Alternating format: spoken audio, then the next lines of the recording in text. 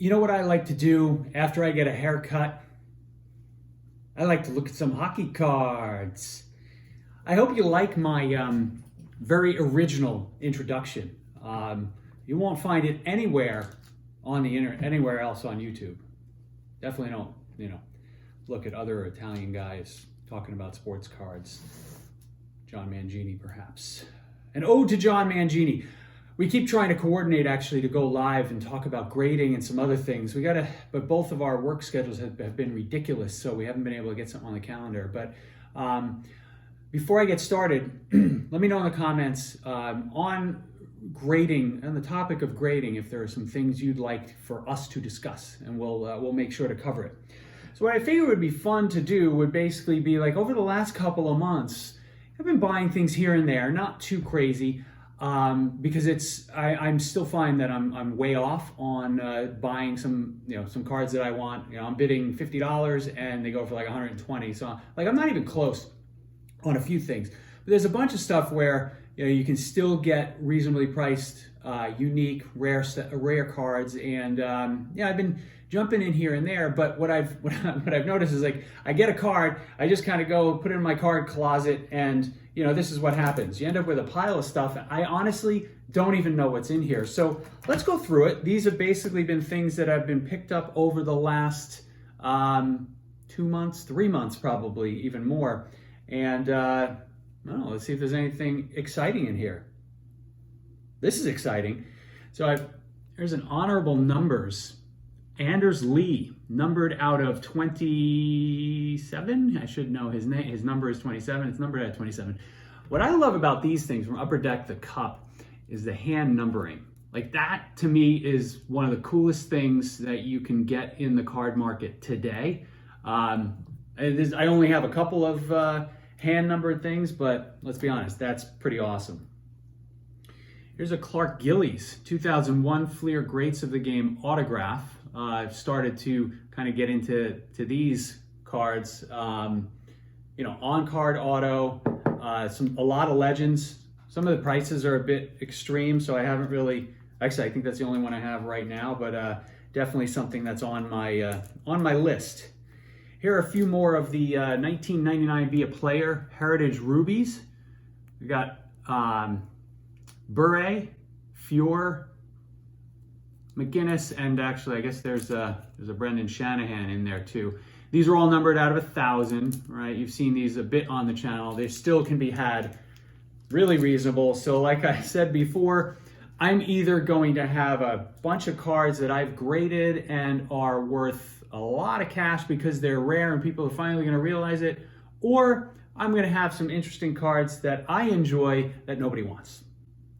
Here's an All-Star Numbers, same idea, 2003 Be a Player All-Star Numbers Martin Brodeur with the multicolored patch. These are only out of 20, even though there's no numbering on them, but they're very, very hard to get with a multicolored patch. So whenever I see those, I try to jump on them. I have to do a let's go one more All-Star Numbers, Brendan Shanahan. Multicolor patch, even though it's just gray and white, still very cool. I have to do a proper tribute to Mike Bossy because he recently passed away, but here's a 2013 National Treasure Trophies, Lady Bing. So the Lady Bing, and auto, obviously, the Lady Bing trophy, this guy's number 25 out of 25, is not one that I typically target. Right, I like targeting like a Conn Smythe trophy or a Hart trophy or some of the bigger ones because Lady Bing is it's sportsmanship, right?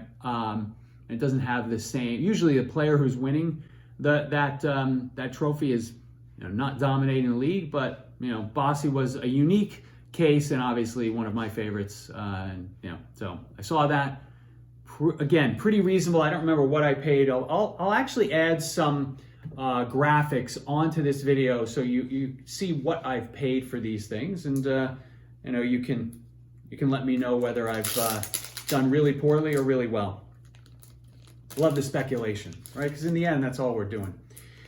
Here are here's another Bossy, and here's a Patrick Waugh. These are a piece of history. Both of these are just one colored patches, but they were, I got them for what I thought were pretty reasonable. And I think these things being, real game used memorabilia, especially if you get multicolored in here, are really worth honing in on. So hopefully this video doesn't have, doesn't lead everybody to start bidding against me. So make sure the 4 of you out there who are watching don't don't compete with me too much. All right.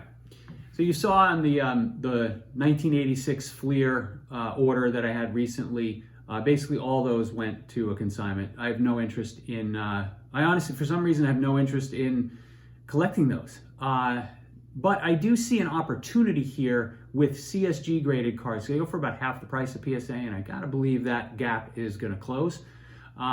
The fly in the ointment here is if that doesn't work just because the overall market sinks, then it's probably not a wise idea. But I think for this bird, I want to say I got the card for about $120, and a PSA 8.5 will sell for over $200. So it feels wrong, and I think that'll correct itself in the long term. As a matter of fact, one of the videos you're going to see over let's say in the next month, is me putting together a CSG order because they still offer the bulk service. Here's a 2014 Precious Metal Gem Steve Eiserman Blue in an SGC 9.5. This guy's numbered 11 out of 100. Pretty awesome card. Stevie Eiserman.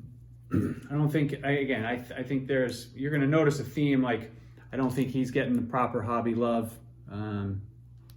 His stuff should be a little higher. Except if you try to get a PSA 10 of his 1984 O-Pee-Chee rookie card. They're absurd, like $6 grand.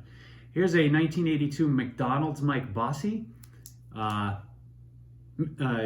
PSA 8 sticker. Fun. I like seeing the curly hair. And good to see Bob Bourne in the picture as well. Okay. Good Lord. I might have to, this is going to be 2 videos, right? Because some of these I'm going to call out separately as hockey prospecting guys. Bear with me for a second. And here are a few, I got a bunch of rejected cards from my Greg Morris submission. There'll be a video coming up on that, my Greg Morris consignment order. Just give you guys the experience of that, tell that story. You might find it useful. Alrighty. So, here is an Upper Deck Black Diamond Run for the Cup insert of Bobby Orr. This is from 2021, very recent. I don't know why I bought that. I usually don't buy things that are that recent. Yeah, let's try to break this. This is numbered 97 out of 99. These are the Run for the Cup, the 1996 Run for the Cup. Amazing cards, really hard to find. I do like this insert, and especially when if you can kind of see the clarity of the picture of Bobby Orr, it's pretty cool. All right, what else? More of our Be a Player signature series. This one we have Sapphire and we have Red. So this is from 2000, Marilyn Mew obviously, and these are numbered to 100 and to 200 respectively. These cards, I forget the seller, I'll actually link it up there. Did a little bit of a negotiation with him. Reasonable guy. I think he still has more of those out there. I might grab another couple. This is my new favorite obsession, this set, 2008 Retro O-Pee-Chee. So it looks obviously like the 1979 Topps O-Pee-Chee, and I'm starting to buy up some of the Hall of Famers in here. Now this card was fairly expensive, like $50 or $60. Most of the cards can be had fairly reasonably. So I just like the idea. I think they're beautiful cards. The design is one of my favorites of all time. So yeah, new obsession. And then I have a bunch of a few more graded cards.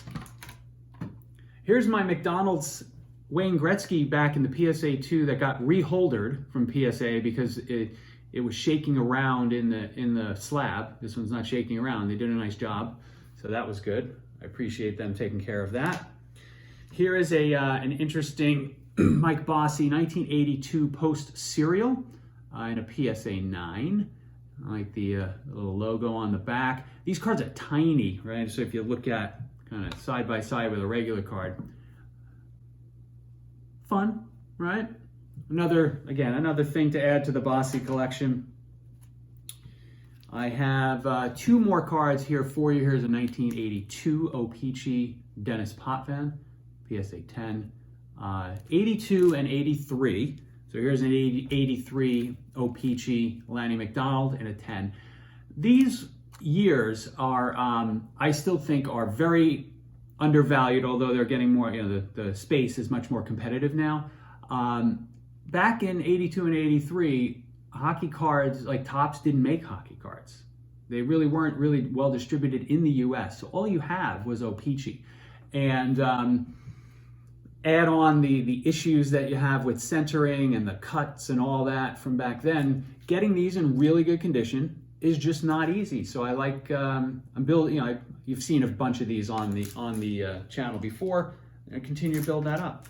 I hope you enjoyed this video, and I'll talk to you guys soon.